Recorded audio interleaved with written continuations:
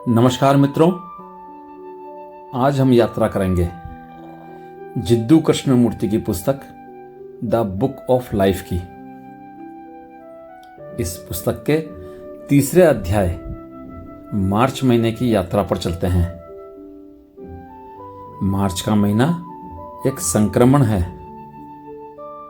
ठंडी हवाएं अब धीमी पड़ रही हैं। धूप पहले से अधिक गर्माहट देने लगी हैं। खेतों में नई फसलें लहला रही हैं। फूल अपने पूरे वैभव में खिलने लगे हैं। वातावरण में एक ऐसा रंग है जिसमें जीवन की ताजगी स्पष्ट दिखाई देती है। बाहर की यह ऋतु परिवर्तन केवल प्रकृति का खेल नहीं है, यह हमारे भीतर के लिए भी एक दर्पण है। द बुक ऑफ लाइफ का यह पन्ना हमें बार बार यह याद दिलाता है कि जो बाहर घट रहा है वही हमारे भीतर भी संभव है, यदि हम उसे देखने को तैयार हों। मार्च का आकाश बहुत गहरी शिक्षा देता है।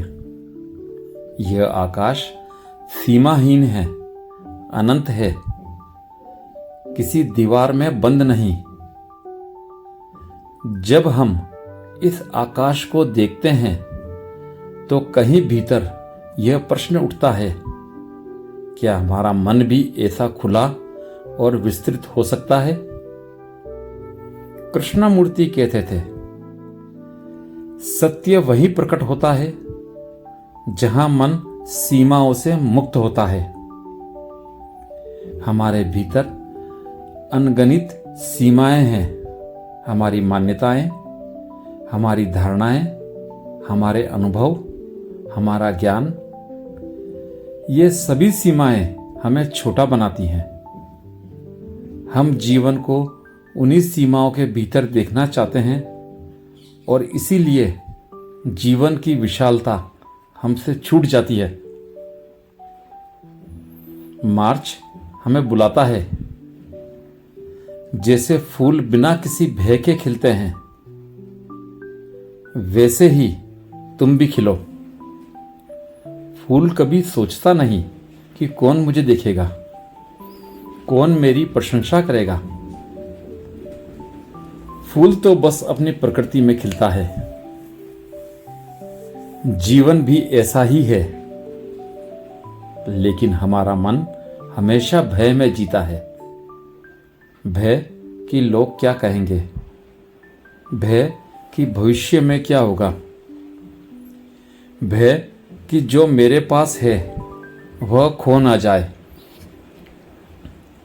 कृष्णमूर्ति कहते थे, जहां भय है वहां स्वतंत्रता नहीं, और जहां स्वतंत्रता नहीं वहां प्रेम और सत्य का कोई प्रवेश नहीं।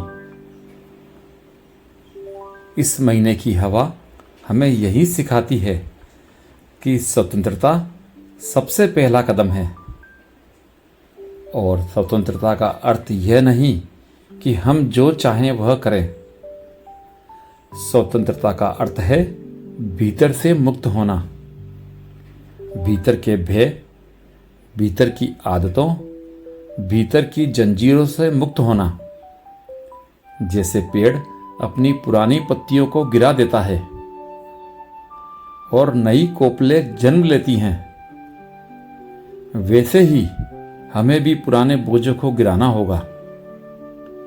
मार्च का यह आरंभ जीवन के प्रति एक नई दृष्टि जगाता है। यह महीना हमें कहता है कि जीवन कोई स्थिर वस्तु नहीं, जीवन निरंतर परिवर्तन है।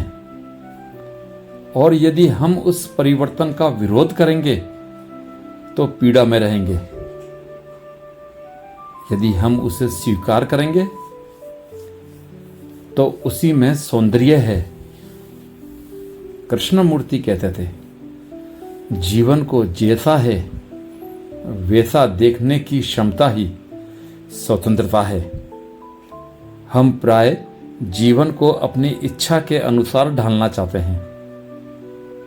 हम चाहते हैं कि सब कुछ हमारे अनुसार घटे, लेकिन जीवन हमारी योजना से नहीं चलता। जीवन अपने स्वभाव में स्वतंत्र है। यदि हम उसकी इस स्वतंत्रता को समझ लें तो दुख समाप्त हो जाता है। मार्च का यह समय हमें यह भी दिखाता है कि मन कितना बेचैन है। जैसे ही हम थोड़ी देर शांत बैठते हैं, विचारों की एक भीड़ आ जाती है। यह भीड़ हमें जीने नहीं देती। हम या तो अतीत में खोए रहते हैं या भविष्य की चिंता में। लेकिन जीवन केवल इस क्षण है। इस क्षण को पकड़ने की कला ही ध्यान है। कृष्णमूर्ति कहते थे, जब मन पूरी तरह मौन होता है तभी जीवन का सौंदर्य प्रकट होता है। मार्च की हवा, मार्च की धूप, मार्च की सुबह, यह सब हमें मौन की ओर बुलाते हैं। लेकिन मौन लाने की कोशिश मत करो। मौन प्रयास से नहीं आता। मौन तो तभी प्रकट होता है जब मन अपनी सारी कोशिशों से मुक्त हो जाता है। फूलों के बीच बैठो, आकाश को देखो, नदी की धारा को सुनो। यदि तुम बिना किसी नाम दिए केवल देख सको, केवल सुन सको, तो वही ध्यान है। मार्च का यह आरंभ हमें इसी ध्यान की ओर ले जाता है। यह महीना भीतर एक गहरी पुकार जगाता है कि हम जीवन को सचमुच देखना सीखें, न अपने ज्ञान से, न अपनी स्मृति से, न अपनी इच्छाओं से। केवल देखना, केवल सुनना, केवल महसूस करना। यही देखने की कला हमें स्वतंत्र बनाती है। और जब हम स्वतंत्र होते हैं तभी प्रेम जन्म लेता है, तभी सत्य प्रकट होता है। मार्च का पहला अध्याय हमें इसी स्वतंत्रता, इसी प्रेम और इसी मौन की ओर ले जाता है। यह हमें याद दिलाता है कि जीवन बाहर भी खिला है और भीतर भी खिल सकता है। बस शर्त इतनी है कि हम देखने को तैयार हों। मार्च का महीना अपने भीतर एक विशेष प्रतीक लिए हुए आता है। यह वह समय है जब सर्दियों की पकड़ ढीली पड़ने लगती है और वसंत की हल्की आहट वातावरण में सुनाई देने लगती है। जीवन जैसे धीरे धीरे जागने लगता है। पेड़ अपनी शाखाओं पर नए कोपल खिलाने की तैयारी करते हैं और उसी तरह हमारा मन भी एक नएपन की संभावना से छूने लगता है। इसलिए द बुक ऑफ लाइफ में मार्च का यह दूसरा अध्याय भीतर की उस ताजगी और नवीनीकरण के बारे में है जिसे हम देख तो सकते हैं पर अक्सर जीना भूल जाते हैं। कृष्णमूर्ति कहते हैं, जब मन पुराने ढांचे, पुराने पैटर्न, पुराने अनुभवों से भरा होता है तो उसमें नया कुछ भी प्रवेश नहीं कर सकता। नया केवल उसी मन में जन्म ले सकता है जो हल्का है, जो हर क्षण मरना जानता है और उसी क्षण पुनः जन्म लेना जानता है। यहाँ वे हमें एक अद्भुत बात सिखा रहे हैं। हम सब जीवन को पकड़कर रखना चाहते हैं, यादों को सहेज कर रखना चाहते हैं, संबंधों को बांध कर रखना चाहते हैं और इसी पकड़ में हम भारी होते जाते हैं। लेकिन जीवन कभी स्थिर नहीं रहता। जैसे हवा बहती है, जैसे नदी चलती है, वैसे ही जीवन भी बहता है।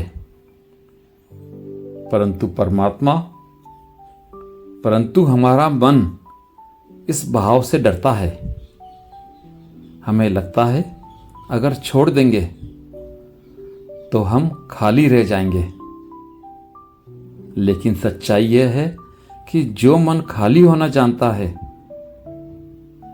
वही सच में नया भराव जानता है। मार्च का यह अध्याय हमें इसी छोड़ने की कला सिखाता है।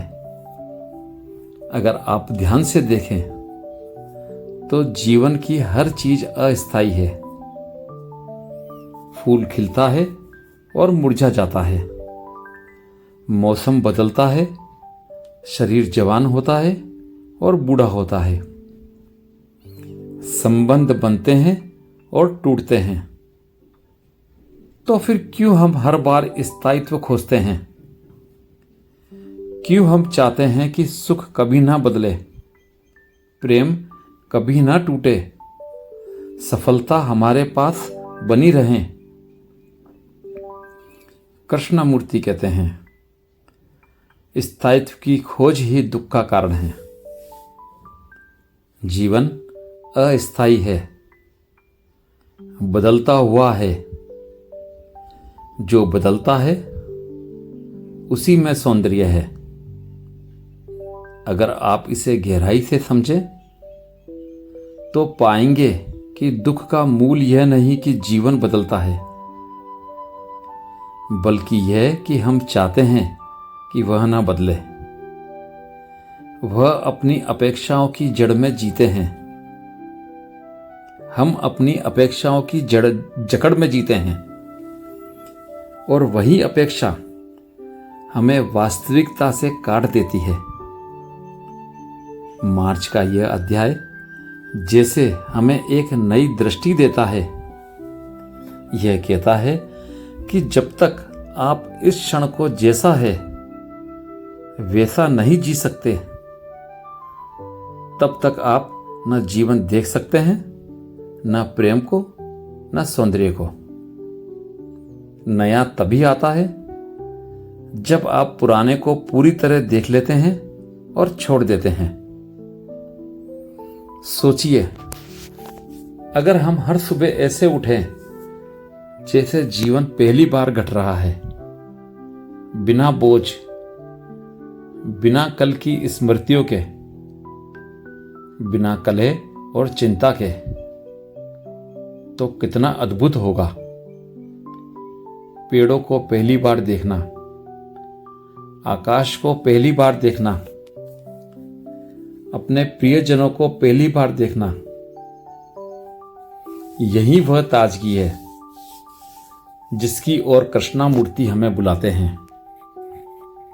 वे कहते हैं, जीवन का रहस्य न भविष्य में है न अतीत में, रहस्य केवल इस क्षण में है। और यह क्षण नया तभी होगा जब आपका मन नया होगा। इसका अर्थ यह है कि ध्यान केवल बैठकर आंखें बंद करने में नहीं है, बल्कि हर क्षण में है। ध्यान यह है कि जब आप किसी को सुनते हैं तो पूरी तरह सुने, जब आप चलते हैं तो पूरी तरह चलें, जब आप देखते हैं तो पूरे मन से देखें। ध्यान यह है कि आपकी उपस्थिति इतनी निर्मल हो कि अतीत की परछाइयां उसमें न गिरे। मार्च का यह अध्याय हमें याद दिलाता है कि जीवन का नवीनीकरण बाहर की वसंत ऋतु से नहीं, भीतर की मौन ऋतु से आता है। यदि भीतर मन साफ है तो बाहर का हर मौसम सुंदर लगेगा। अगर भीतर अंधेरा है तो वसंत भी बोझिल लगेगा। कृष्णमूर्ति हमें कहते हैं, मन को हर दिन मरना सीखना होगा, तभी वह हर दिन नया जन्म ले सकेगा, और नया जन्म ही जीवन है। तो मित्रों, मार्च का यह दूसरा अध्याय जीवन के उसी रहस्य को छूता है। यह हमें केवल ज्ञान नहीं देता, यह हमें एक अनुभव की ओर आमंत्रित करता है कि हर क्षण को ताजा जीना सीखें, कि हर दिन पुराने बोझ, पुराने विचार, पुराने दुख को विदा करें, और तब देखेंगे कि जीवन कितना हल्का है, कितना स्वतंत्र है और कितना सुंदर है। मार्च के अंतिम पृष्ठों में कृष्णमूर्ति हमें जीवन के सबसे गहरे रहस्य की ओर ले जाते हैं। यह रहस्य बाहर की दुनिया का नहीं है, ना वसंत ऋतु के खिलते फूलों का, बल्कि हमारे भीतर चल रही भावनाओं का है। भावनाएं जैसे एक खेल है, कभी खुशी, कभी उदासी, कभी प्रेम, कभी भय, और हम सब इन भावनाओं के जाल में बंधे हुए हैं। कृष्णमूर्ति कहते हैं, भावनाएं केवल तब तक खेल हैं जब तक आप उन्हें पहचानते नहीं। जैसे ही आप उन्हें नाम देते हैं, उन्हें पकड़ लेते हैं, तब वे बोझ बन जाती हैं। लेकिन जब आप उन्हें देखते हैं, बिना नाम दिए, बिना परिभाषा दिए, तो वे नदी की तरह बह जाती हैं और मन को साफ कर जाती हैं। यहां वे हमें एक बहुत ही अद्भुत दृष्टि देते हैं।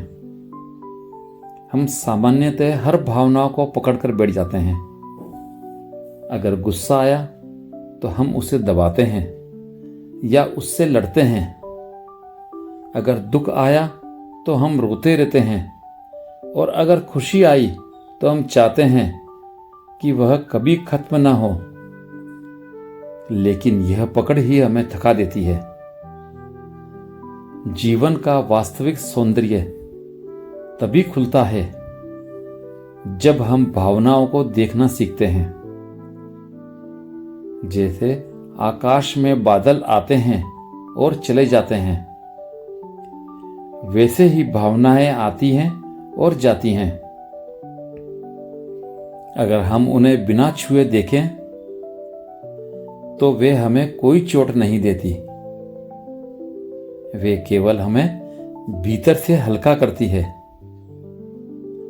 मार्च का समापन हमें यही याद दिलाता है कि जीवन जीने का अर्थ भावनाओं से लड़ना नहीं है, बल्कि उन्हें समझना है, और समझ केवल मौन में आती है। जब आप दुख को देखते हैं बिना यह चाहे कि वह मिट जाए, तब दुख अपने आप पिघलने लगता है।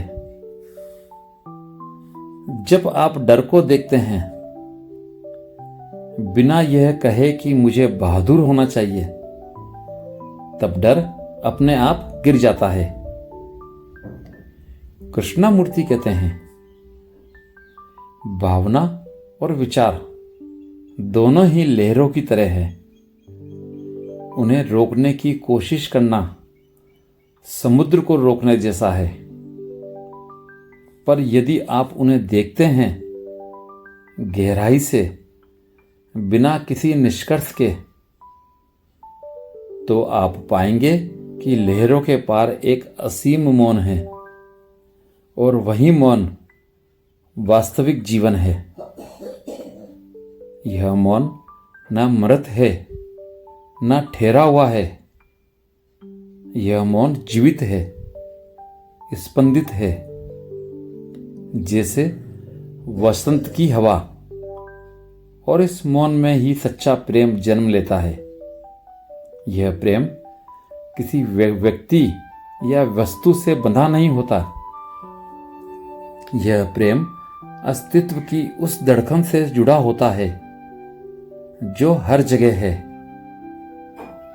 तो मार्च का यह समापन अध्याय हमें यही सिखाता है, भावनाओं को दबाओ मत, उन्हें पकड़े मत, बस उन्हें देखो। उन्हें देखने में ही मुक्ति है, देखने में ही नया जीवन है। कृष्णमूर्ति की आवाज जैसे भीतर गूंजती है। जो मन भावनाओं के खेल को समझ लेता है वही मन मुक्त है, और मुक्त मन ही जानता है कि जीना क्या होता है। इसलिए मार्च का यह समापन कोई अंत नहीं है, बल्कि एक शुरुआत है, एक निमंत्रण है कि आप अपने भीतर के हर भाव को देखें और उस देखने की ज्योति में धीरे धीरे भीतर का अंधेरा स्वयं मिट जाए। धन्यवाद।